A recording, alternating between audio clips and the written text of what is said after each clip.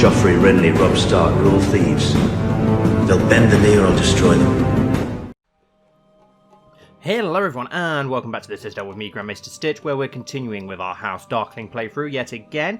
In the last episode, I believe, we took Turnbridge, I believe it was, yes, from the Lannisters, our first clash with the Lannisters of the Rock, got tongue-tied there, just showing how far the Dusklands have now come that we can go toe-to-toe with the Storm Kings and the Lannister Kings. So we have got some real power now in the Dusklands, which is more of the Riverlands, and we've got a good chunk of the Blackwater lands as well now, and we're finally starting to eat into these other kingdoms. Unfortunately for us, though, we've now got a truce with the Rock, the Iron Islands, and the Stormlands. All our claims are in the Stormlands and in the Iron Islands, so we can't actually press any of those for a couple of years. So it's a time, really, where we're going to try and have a bit of peace and prosperity, start getting more claims so we can take a massive chunk of the Stormlands when we do finally go to war with them. We could always start getting some claims on Vale and Reachlands as well, but I think the Stormlands is definitely there for the taking. That's the land that we want to try and take over next. So yeah, we're going to probably have a few years of peace and prosperity, get that military rebuilt. It's still at 43,000 almost, but that is less than it was before, so we'll give that time to recover. Hopefully try and get ourselves a second son and heir as well, as our other child Zachary died, but that was fine, he was inbred, so we won't worry too much about that. What I want to get most is this area here, because that border gore is really upsetting me, but obviously there's not much we can do about it at present, so let's just go into the episode and see what sort of stuff we can get on with for now. Oh, perfect. My liege, my work in Woodmere seems to have come to fruition. By bribing, cajoling, extorting, threatening and forging documents, I've managed to fabricate a claim on the lordship of Woodmere, presently held by Lord Quentin of Woodmere. Well, of course, we're going to use it. Wow, that was expensive. Let's now move you on then. We've already got a claim on these lands here. We've got a claim on all of the Hook, I believe, now, and we've got a claim on Bywater. We might not have a claim on Bywater yet when I think about it. Nimmock, Woodmere, Sharp Point, Stone Dance, King's Landing, Hayford, Stokeworth, Rollingford. So yes, we do need to get that claim on Bywater still, so we'll send our Master of Laws to Bywater to get that. Hopefully, I'm sure that'll give us all the way up here then, which is perfect, and then we can start eating into the rest of the Stormlands, who are in a civil war at present, but yeah, we'll unpause so stuff can tick along. We did colonise Oldstones as well, not too long about. It still needs a lot of work doing, but at least it is colonised now, and we obviously transferred that vassalage over to the Lord of Seaguard. There's a few high lordships that we need to create, and our lords haven't created them, and we can't create them without getting the actual titles of that lands. We don't have the Riverrun high lordship. Oh, we've got a war kicking off here. Okay, Lord Arwood of Blackwood has declared Lord Arwood's claim on Turnbridge War. Okay, well, can we command you to end that war, please? Send a letter to Lord Arwood Blackwood commanding them to end a war of aggression against another of your bannermen. Due to the level of realm authority in the Dusklands, this command will not be legally binding. This means Lord Arwood Blackwood can ignore your request without any legal consequences.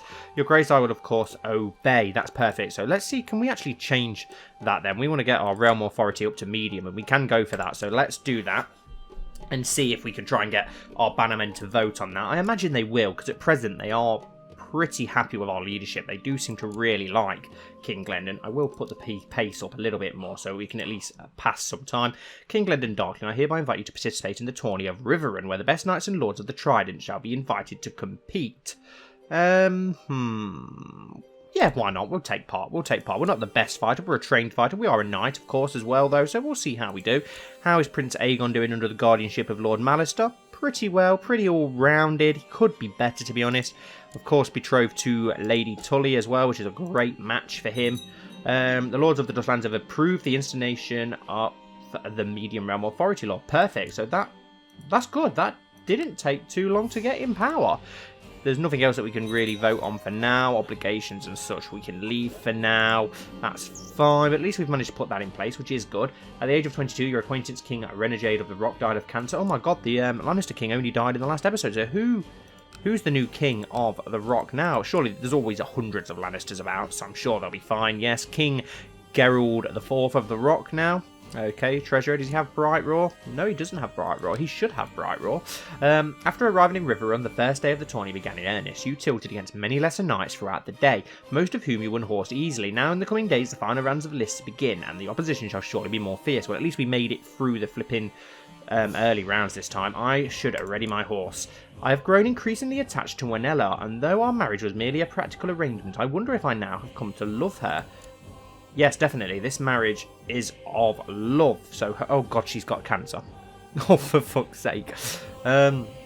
Well, we'll go for that anyway. There's a chance we could pop out another kid, but it's not looking too good. I don't feel comfortable touching other human beings. I've gained the chaste trait, okay? The Tourney Herald announces the competitors of the next joust. You have been drawn against Sir Foreign Bracken. You mount your charge, take a lance from your squire, and ride to the end of the list, as Sir Foreign does likewise. Then on cue, the horses break into a gallop. Steady. Your opponent got the better of you when you met in the centre of the list. Your lance merely makes a glancing blow on their armour while their lance hits true. Oh, well, that's perfect, isn't it? Sir Foreign Bracken's lance strikes you square in the middle of your breastplate, exploding into many pieces as it hits. The force knocks the wind out of you and sends you flying from your horse. You are left lying in the dirt, defeated as the crowd cheers Sir Foreign. Well, we're out. We got a bit of prestige. We lost 2 prestige, so we gained 18 overall. That's fine by me. Is there anything that we can actually do? We could hold a feast, which always improves people's opinions. We could search for a smith. Still trying to get that Valyrian steel quest, but it's not fired up. It never seems to fire up. Wow, we've just lost a load of manpower as well for some reason or another. Sir Alan of Lorel of Lord Cleos Rivers are the next to joust in the list. After many tilts and reclances, Lord Cleos was eventually horse, leaving Sir Alan to be declared the winner. Okay, oh, he's the one who won it last time. He seems to be a pretty decent knight. Sir Laurent Hunt and Sir Alan of Lorraine were the next to joust in the list. After many tilts and broken lances, Sir Alan was eventually on horse, leaving Lord Laurent to be declared the winner. Lord Laurent Hunt, well played. I'm going to have a look at this Sir Alan, though. He's pretty impressive. He does have a castle, but I'm going to make him important. I do like this guy. We can't invite him to court because he is landed, but we'll keep an eye on him. He could play some interesting part going forward. After many tilts over several days, only 2 knights remained undefeated. Lord Forrest Grey and Lord Laurent Hunt faced each other in the final joust. And after many tilts and finally executed jousting, Laurent was on horse, leaving Lord Forrest Grey of Darry to be declared the winner. He truly deserves it. Okay, there's nothing really special about him at all. He's married to the Lady of Darry. Okay, interesting. At least our gold is improving, but as I was saying about the Valyrian Steel quest, which is taking forever, I may just fire it at some point because it's becoming a right pain in the arse. Army of Lord Reaver Harold of the Iron Islands. What's going on here? What's going on here? Okay, so the Whores are in charge of the Iron Islands now, and they're fighting... okay, they're fighting the Starks. Ironborn invasion of Flint's Finger. And they're fighting in my lands. Can you piss off, please? And we've also got a war down here in Stilfen, where... the Lord of the Trident, defending against Lord Alan of Stiffen in war against the Tyranny. Let's see if we can put an end to this, if possible. Command to end war, do it. Your Grace, I will of course obey you and your will and end this war as commanded. Perfect. I'm guessing our military went down actually because we've put the medium realm authority. I didn't think that. Some people might have been upset by that. That's fine though. We'll hold a feast. Let's see if we can... get people on side by inviting everyone to a feast. We've not held a feast since the days of King Zachary, when of course nobody wanted to attend because everyone hated him. But people seem to like King Glendon. He seems to have been a good king so far. Lord Kyle's tourney is finally over and it's now time to ride home. That's fine. Robert Cole has called in a favour on Quentin Cole. Okay. But yeah, I did forget that we took over Sweet Point Sound, and for Sweet Point Sound I just changed it to House Sunglass rather than the Uncannon House because it's so easy to make the Sunglass sigil, so why not? The best part about preparing a feast is deciding what foodstuff to serve. We'll spend lavishly, we want to get the lords on side. Oh, and that's turned us fat.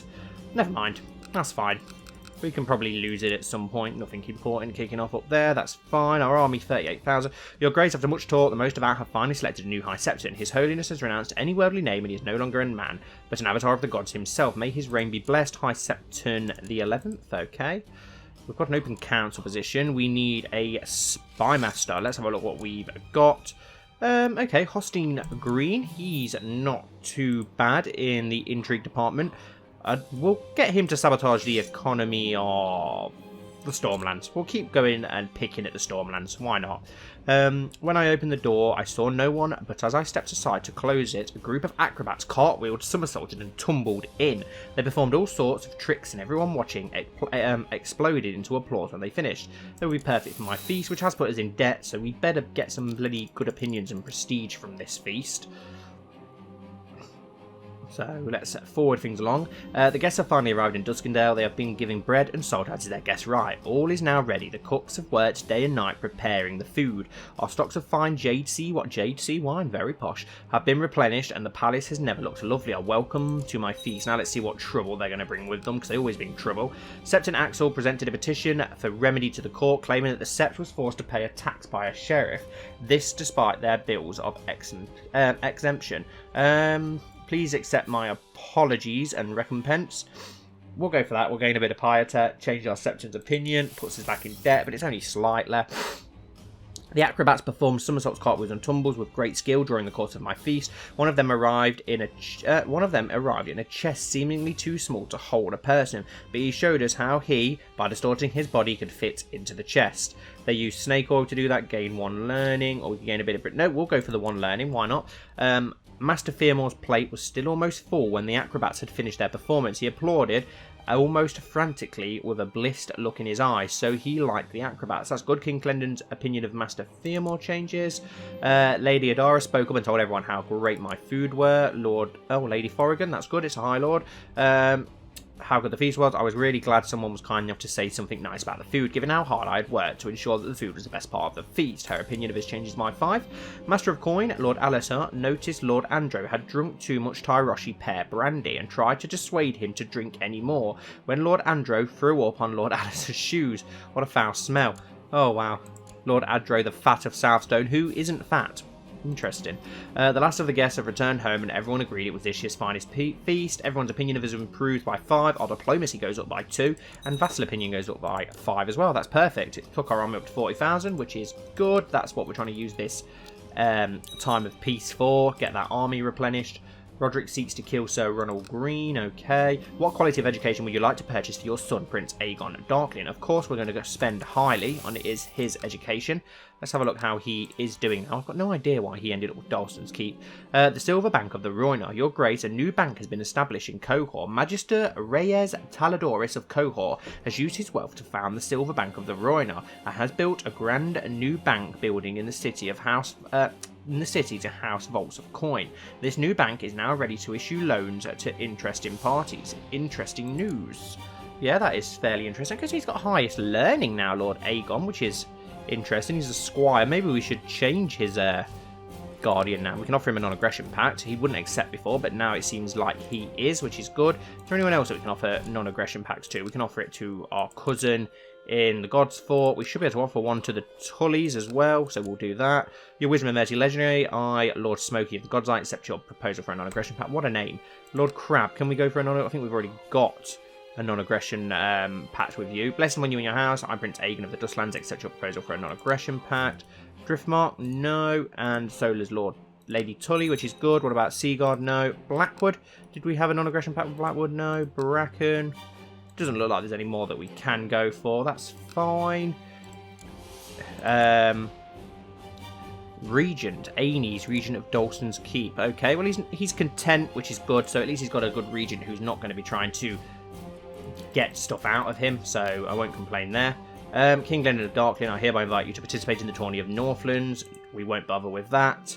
Your Septon Axel of Rosby reports that Master Fearmore of Rosby has been humbled by your endless generosity to the poor in Rosby. The peasants are singing your name. Perfect, thank you very much. No, I won't take part in any tourneys.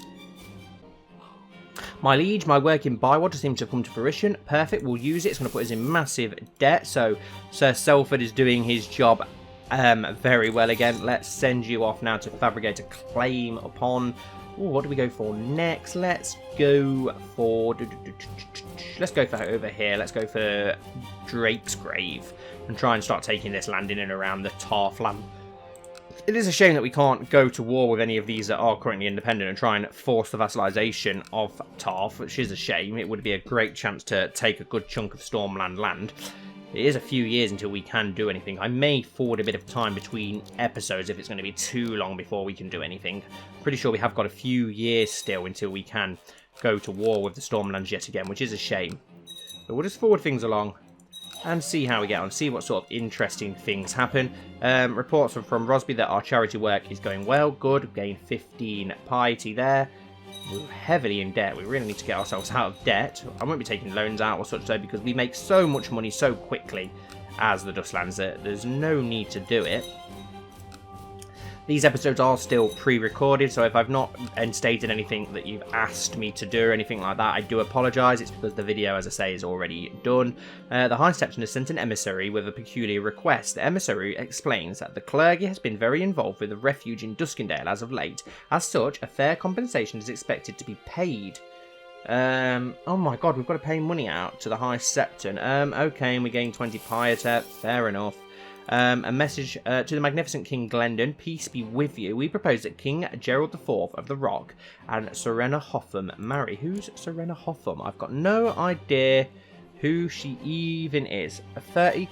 That makes no sense at all. She's got no claims on anything at all. She's 36 and just a random courtier, and the King of the Rock wants to marry her. The king, 14-year-old King of the Rock. I'm going to decline because that's just going to screw up the Westlands, even though it probably would be a good thing. Have we got a R'hllor worshipper over here? We have indeed. Lord Merlin of Sarsfield has converted to R'hllor. I thought that was a R'hllor sigil. Money continues to flow through the trade post in Duskendale, but your relationship with the Trelos family from Mir that owns it has soured. To teach them a lesson without going to war, you could arrange for a mob to burn it down, assemble the mob. No, things could quickly escalate out of control. No, we don't want to move against the trade post, that's fine. We don't want to lose that income that we're getting, especially not when we're so heavily in debt. It's interesting to see that the Royces are still going very, very strong in the Vale as kings. They're yet to lose their land. They have took the bite back from the Starks. Be interesting to see if the Iron Islands do manage to take Flintfinger. And up, it looks like we've also got a R'hllor worshipping House Blackmire in charge of the Neck, which is strange and interesting. Have we got any other R'hllor worshippers popping up anywhere? Oh, we've got a Greyjoy over here. Lord Vicon the Simple of Stony Shore. So he still owns the High Lordship, but the North has managed to take it back, which is interesting. I did notice that they did take Hightower, which is a huge victory for the Ironborn, but they have lost most of their land in and around the Riverlands and the Crag area, as well as a big chunk of the North. So it'll be interesting to see how they do. They do have King Hall now in charge. Iron King Thurgan of the Iron Islands, who's not overly impressive, really, is he, to be honest? No, we're not going to get involved in the tourney. We're trying to just get time pass by with money, get people on side. Our army's dropped massively, and I've got no... Oh, because we're in debt, that's what it'll be, because we're so heavily in debt. That's fine. We'll soon get that to recover. My liege... Oh, God. My liege, my work in Drake's Grave seems to have come to fruition. Of course, we're going to use it, even though it's going to get us in debt, because we can't miss out on the chance to fabricate another claim. We'll now move you over here to Haystack Hall and get a claim on that. But I think we'll end this episode here, and I'm going to forward some time to get us out of debt and get us ready to do something, because we're not going to be able to do anything for a while now. So thank you all so much for watching, as always. I really hope that you have enjoyed. Please don't forget to like and comment down below, and subscribe if you haven't already, and I'll see you all very soon for the next episode.